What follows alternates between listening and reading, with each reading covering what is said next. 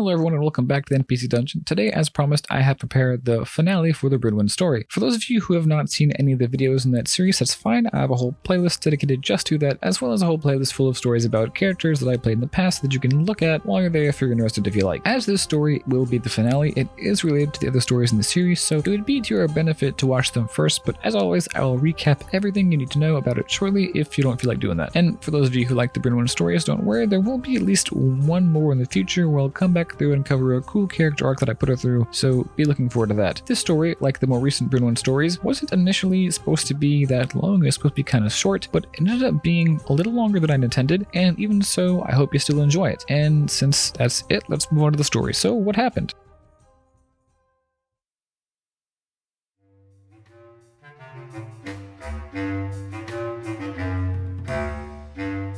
Well, to briefly recap, this campaign was a kind of survival tournament where a pantheon of gods handpicked a bunch of seemingly random mortals to fight, where only one will survive. However, gods were allowed to pick champions out of the crowd, people to represent them, and whose patrons they would become. Each member of the party got a patron, including my character, Brynwyn. By the way, Brynwyn's patron was a dwarven goddess of light, because Brynwyn, while human, had the soul of a reincarnated dwarf, but had no memory of a previous life. Needless to say, that made for a lot of really fun and, let's say, argumentative encounters between the two of them. They went through a forest and a desert and just had one final trial to complete when they realized that only one more group remained, and this is where we will pick up. So as the party stepped through the portal and out of the desert, they found themselves in a casino of sorts, which was to be kind of a rest stop before the final battle scheduled to happen the next day. Of course, it was completely empty aside from them and this other group because, of course, the other group was there as well. I guess the gods thought it'd be kind of funny to have them stay in the same place, and it isn't really that hard to imagine why. One little interesting encounter that happened while these two groups were interacting was that one of the other members of the group was being,